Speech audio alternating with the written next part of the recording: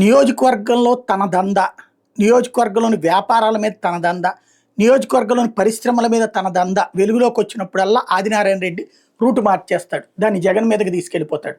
తద్వారా తన నియోజకవర్గాన్ని చివరికి ఒక అడ్డాలాగా మార్చేసి వ్యాపార పారిశ్రామికవేత్తలు వాస్తవంగా అద్భుతమైనటువంటి అవకాశాలు ఉన్నాయి ఆ ప్రాంతాల్లో పరిశ్రమలు.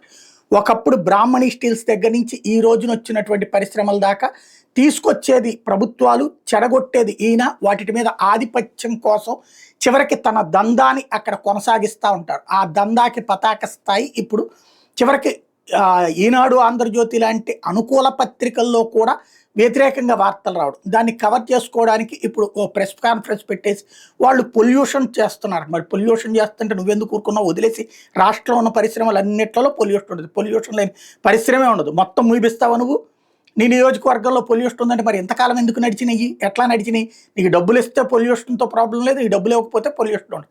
అట్లాగే నీకు కాంట్రాక్ట్లన్నీ ఇస్తే కనుక పొల్యూషన్తో ప్రాబ్లం లేదు, నీకు కాంట్రాక్ట్లు ఇవ్వకపోతే పొల్యూషన్తో సమస్య.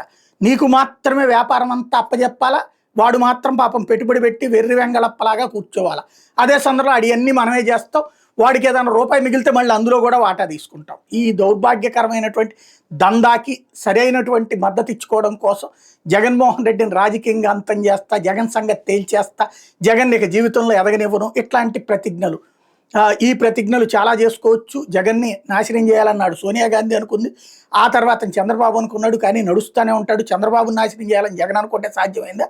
లేకపోతే మోడీని తొక్కేయాలని సోనియా గాంధీ అనుకుంటే సాధ్యమైందా? రాజకీయాల్లో జనంతో ఉండేటటువంటి వాళ్ళు ఎవరికైనా సరే సహజంగా ఉండదు. లేకపోతే ఈయనట్ట గెలుస్తాడు. ఇప్పుడు ఇంతకుముందు ఓడిపోయినటువంటి వాడే కదా, ఇప్పుడు కూటమితో జట్టు కడితేనే కదా గెలిచింది. కాకపోతే ఈ దందా, ఈ వ్యవహారానికి జగన్ వైపుకి తోసేసి తన నియోజకవర్గంలో తన దందా కొనసాగించడం మాత్రం సాగుతోంది. అక్కడ ఉన్నటువంటి వాళ్ళకి కూడా ఉద్యోగాలకి, ఉపాధి అవకాశాలకి దూరం చేసేటటువంటి, లేదంటే కనుక రాజకీయాల వైపుకి పారిశ్రామిక వ్యాపారవేత్తలు బెదిరించే దందా కొనసాగుతోంది. దౌర్భాగ్యం ఏంటంటే భారతీయ జనతా పార్టీ ముసుగులో, లేకపోతే భారతీయ జనతా పార్టీ నీడలో సేద తీరుతున్నాడు ఆయన.